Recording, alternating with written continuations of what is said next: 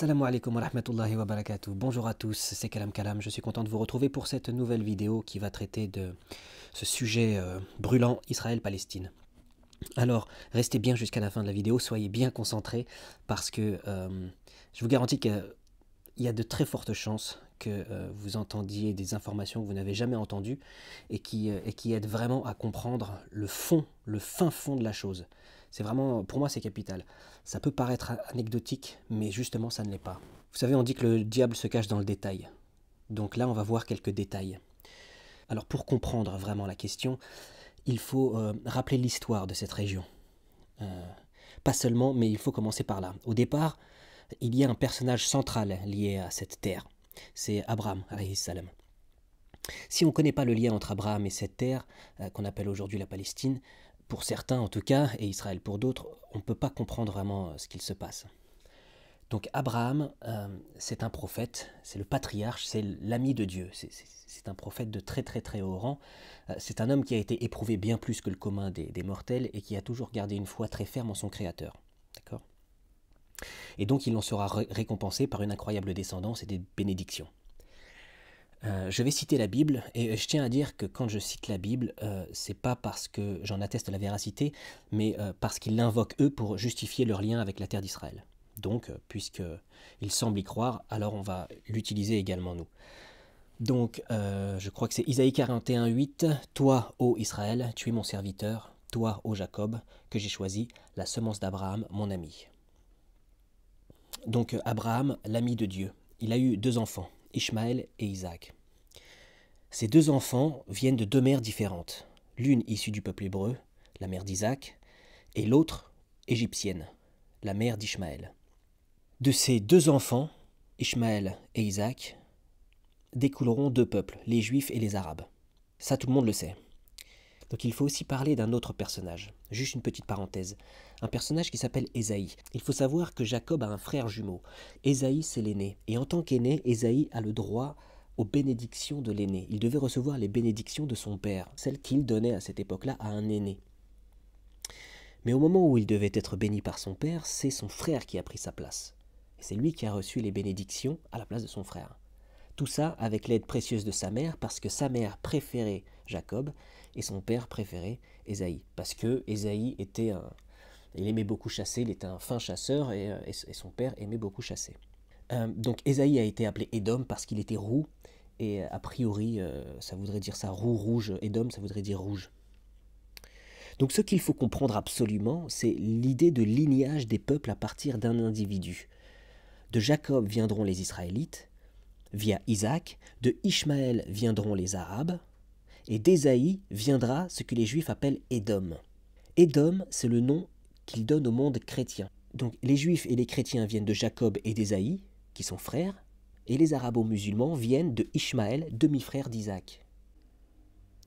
Alors pourquoi Abraham est intimement lié avec la terre d'Israël, la Palestine? Sur ordre de Dieu, Abraham est allé dans le pays de Canaan, où Dieu lui a dit qu'il donnera ce pays à sa descendance. C'est pour ça que c'est très important. Et vous voyez que l'activité principale de Abraham, alayhi salam, c'est patriarche du judaïsme, du christianisme et de l'islam. Il faut bien comprendre, tout part de là en fait. C'est que les juifs, les chrétiens et les musulmans se battent pour une terre qui a été promise à une descendance dont ils font tous partie. Ça c'est juste pour comprendre pourquoi il y a les musulmans, les arabes, les chrétiens, pourquoi ils sont là, voilà. Ça vient de là. Alors maintenant on revient à la Palestine. Très simplement, et c'est le point de départ de toute cette histoire, c'est qu'au début, à cet endroit-là, il y avait des gens qui vivaient et qui s'appelaient les Amalécites, ou les Amalékites. Leur nom vient de Amalek, leur chef. Dans le judaïsme, les Amalécites représentent l'ennemi archétypal des Juifs. Okay, c'est ce qu'on appellerait aujourd'hui vulgairement des antisémites. Amalek, leur chef, est cité dans le Deutéronome. Alors, Deutéronome 25, 17. « Souviens-toi de ce que te fit Amalek pendant le voyage lors de la sortie d'Égypte. » Il est également cité au Deutéronome 27, 19. « Quand donc l'Éternel ton Dieu t'aura délivré de tous les ennemis qui t'entourent, et qu'il t'aura assuré la sécurité dans le pays qu'il te donne en héritage pour que tu en prennes possession, tu effaceras la mémoire d'Amalek de dessous le ciel, ne l'oublie pas. » Alors, il faut savoir un truc. Petite parenthèse, c'est que la Bible appelle cette terre-là Canaan. Et c'est pas pour rien. Canaan, c'est très marrant parce que déjà, si vous cherchez sur Google des informations sur sa mère, vous n'en trouverez pas. Sa mère n'est jamais évoquée. Regardez sur Wikipédia, il y a son père, mais sa mère n'est même pas mentionnée, comme s'il n'avait pas de mère. C'est parce qu'il serait le fruit d'une relation incestueuse entre Cham, le fils de Noé, et sa propre mère. Sur internet, il parle de la malédiction de Canaan, parce qu'il aurait vu son père nu et qu'il aurait rapporté ça à ses frères. Mais alors je comprends pas pourquoi on ne trouve absolument rien sur sa mère. Toujours est-il que la Bible a utilisé pour parler de cette région sacrée le nom de Canaan, fils possiblement incestueux et maudit en tout cas.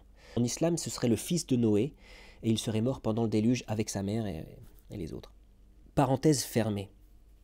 Donc ce peuple-là, les Amalécites, on y revient, ont été massacrés par un autre peuple, les Hébreux, avec David à leur tête, le roi David. Les Hébreux ont cherché à supprimer les Amalécites de la carte pour s'installer en terre promise, par la promesse du Dieu unique.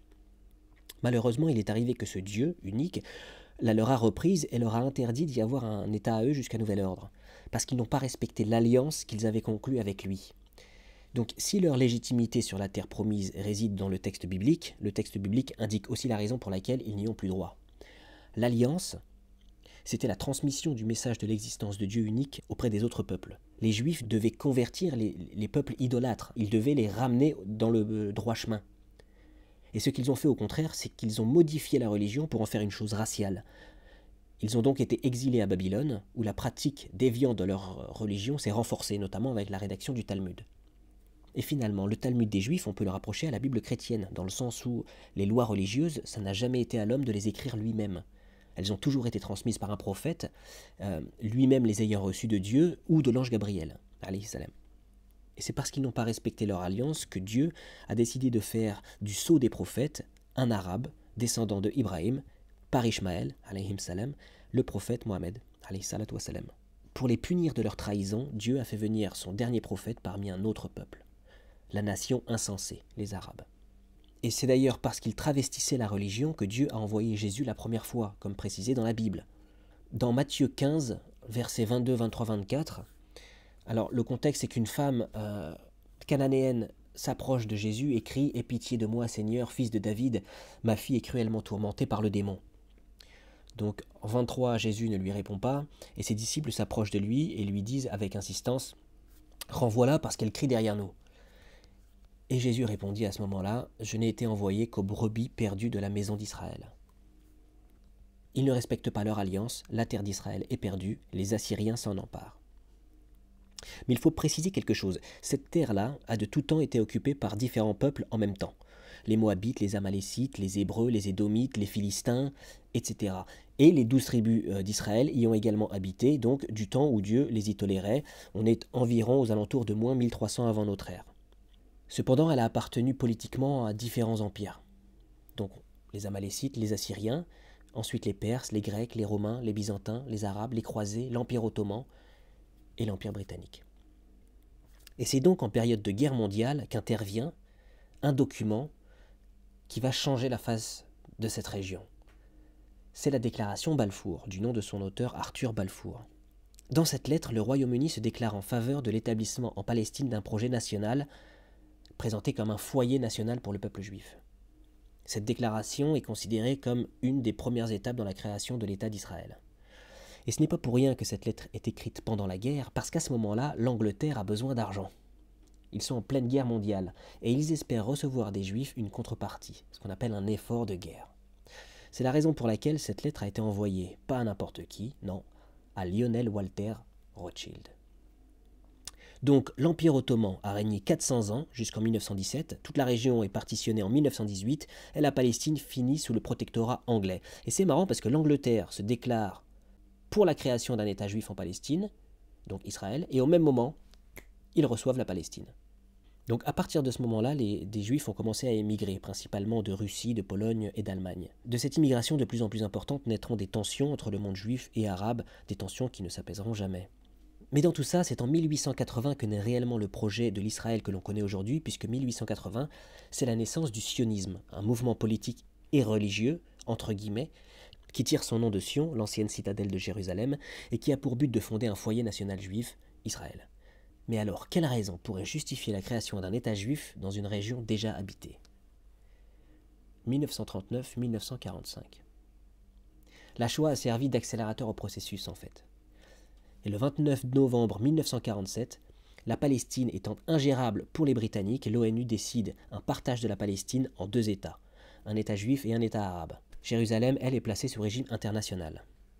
À partir de là, de ces 2 États créés de l'extérieur et de la tension générée, une suite interminable d'affrontements, d'assassinats et d'actes de guerre ont grignoté la Palestine. Alors on pourra toujours discuter du pourquoi et du comment, mais toujours est-il qu'il n'en résulte qu'une chose, la disparition lente et méthodique de la Palestine. Pourtant, un détail revient en tête. Si les Juifs ont reçu cette terre il y a des milliers d'années, c'est parce que Dieu la leur avait donnée, d'après leur livre. Mais d'après leur livre, il leur a reprise. Alors comment expliquer la création d'Israël ? Bien, c'est parce que le sionisme est un mouvement qui s'appuie sur la religion non pas par foi, mais par intérêt politique. Il y a derrière tout ça un projet messianique qui comprend donc l'annexion de tout le territoire palestinien et plus encore, selon leur carte, puisqu'ils ne s'en cachent pas d'ailleurs, ils la donnent et donc leur terre s'étend du Nil jusqu'à l'Euphrate. La reconstruction du temple de Salomon est également dans leur projet. C'est pour ça qu'ils ont besoin d'annexer toute la région et d'expulser les musulmans. C'est parce que tout simplement, pour reconstruire le temple de Salomon, ils ont besoin de détruire les édifices qui existent aujourd'hui. Alors, on sait que la Shoah a été un accélérateur d'immigration. Et ça semblerait presque normal en fait, s'il n'y avait pas un détail pour venir ternir le tableau, si je puis m'exprimer ainsi. Qui a contribué financièrement à l'ascension d'Hitler au pouvoir ? D'après Anthony Sutton, c'est des banques de Wall Street et des grandes entreprises américaines. Alors tout de suite, je sais que vous y avez pensé, Wall Street, banque, Amérique. Rappelez-moi à qui Arthur Balfour avait envoyé sa lettre en 1917 ? Rothschild. Ça, c'est l'état des lieux. Voilà l'histoire de cette région en quelques mots. Maintenant, je peux vous donner mon avis. Cette terre qu'on appellera ici la Palestine a été donnée par Dieu non pas au peuple juif, mais au peuple croyant. Le peuple de Dieu, ce n'est pas les juifs, c'est les croyants. Tous ceux qui croient en ce Dieu unique, ami d'Abraham, et dont tous les prophètes ont parlé. Et les juifs, c'est un peuple parmi les autres qui est lié à Abraham, tout comme les musulmans. Mais ils devaient être le peuple qui apporte le message de Dieu. Ce qu'ils ont fait, c'est qu'ils ont gardé ça pour eux, ils ont fait de la religion une chose raciale, ils ont dévié de la religion originelle. Donc le monde judéo-chrétien n'existe qu'au travers de la fraternité que lient Jacob et Ésaïe, et il ne s'oppose à Ishmaël qu'au travers de ce qu'on pourrait qualifier de rivalité familiale mesquine. Alors qu'est-ce qu'il faut comprendre ? C'est que le mouvement sioniste cherche à voler cette terre en utilisant la cause juive pour créer un État sioniste religieusement illégitime et remplacer la population propriétaire de la terre par des gens qui n'ont aucun lien génétique avec cette terre. Et pour ce faire, ils font comme si, quand ils étaient en Israël, ils possédaient absolument toute la région. Or, cette terre ne leur appartient pas. Parce que le sionisme n'a aucun lien religieux avec le judaïsme authentique. C'est pour ça que les juifs orthodoxes se lèvent contre l'État d'Israël et souhaitent sa disparition. Parce que eux, ce sont des juifs de foi. Ils ne sont pas sionistes. Le sionisme est en train de voler l'identité juive. C'est ça qu'il faut comprendre. La Palestine a connu 3000 ans d'histoire depuis l'exil des Juifs, et les sionistes aujourd'hui voudraient effacer cette histoire pour s'approprier cette terre. Par ailleurs, le monde entier a été découpé, partagé, conquis, perdu, gagné, un nombre incalculable de fois. Et on peut se demander la légitimité qu'a un juif polonais sur cette terre, dans laquelle aucun de ses ancêtres n'a jamais posé le pied, ni lui d'ailleurs, par rapport à une famille qui y vit depuis des siècles. Alors, pourquoi les USA financent à ce point Israël ? Quel est le rapport entre ces deux États ? Oui, Rothschild en est un. Mais il y a une autre raison géostratégique. Israël sert de base aux Américains pour avoir un pied au Moyen-Orient.